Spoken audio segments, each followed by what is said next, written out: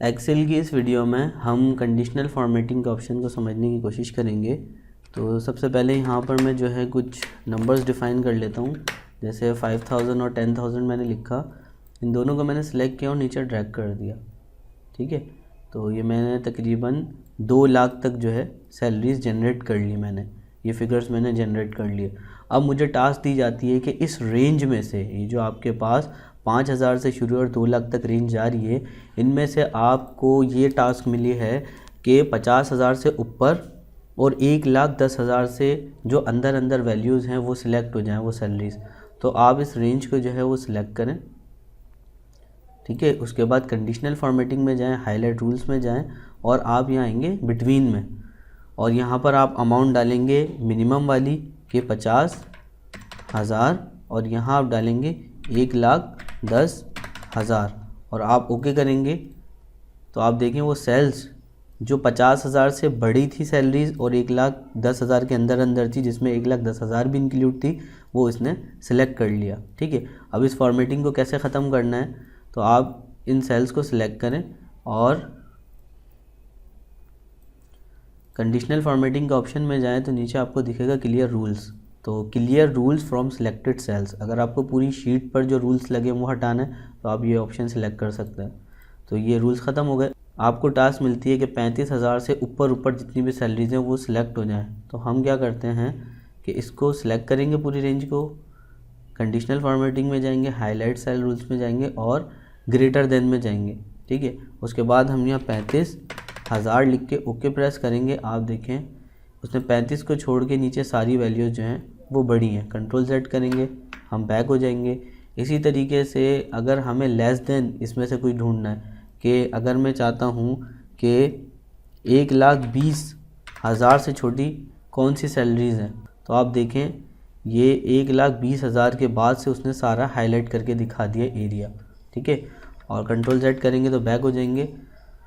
उसके बाद यहाँ पर इक्वल टू है, इक्वल टू पे हम क्लिक करेंगे तो ये एग्जैक्ट सैलरी ढूंढेगा। जैसे कि मैं कहता हूँ 1,50,000 वाली सैलरी जो है मुझे ढूंढ के बताओ, तो ये उसने हाईलाइट कर दिया। अब ये रेड कलर से हाईलाइट है, लाजमी नहीं है कि यहाँ पर रेड कलर आए। यहाँ आप कस्टम फॉर्मेट के अंदर जब जाएंगे तो आपको पूरा पैनल ओपन होके मिल जाएगा। वहाँ आप अपनी भी कोई फॉर्मेटिंग जो है वो बना सकते हैं। बोल्ड, इटैलिक, अंडरलाइन या जो कलर आपने देना है, बॉर्डर देना है, उसी तरह की फॉर्मेटिंग बना के आप अप्लाई कर सकते हैं। अगले ऑप्शन की तरफ चलते हैं जो हमारे पास है यहाँ पर टेक्स्ट दैट कंटेन। इसके लिए क्या होता है कि मैं यहाँ पर लिख लेता हूँ पास और नीचे लिख लेता हूँ फेल और मैं इसको फिलअप कर लेता हूँ। ठीक है, मैंने ये ड्रैग कर दिया और इसको सेंटर कर लेता हूँ। इस रेंज में से मैं चाहता हूँ कि जो फेल है वो रेड कलर से हाईलाइट हो जाए, तो मैं इसको सिलेक्ट करूँगा, कंडीशनल फॉर्मेटिंग में जाऊँगा और टेक्स्ट दैट कंटेन का ऑप्शन सिलेक्ट करूँगा और यहाँ लिख दूँगा फेल। बेसिकली ये मार्कशीट वगैरह में बहुत ज़्यादा इस्तेमाल होता है।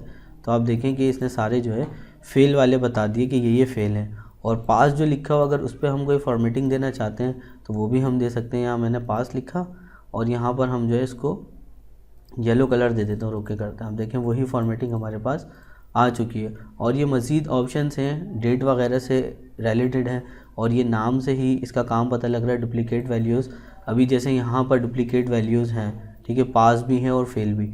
तो मैं अगर यहाँ पर जाके इस ऑप्शन को सिलेक्ट करता हूँ, ठीक है, और ओके करता हूँ, तो आप देखें डुप्लीकेट वैल्यूज़ उसने सारी जो है वो हाईलाइट कर दी। ऐसे ही ये समझ नहीं आएगा, हम एक यहाँ पर डाटा बनाते हैं। मैं कुछ नेम लिख देता हूँ यहाँ पर।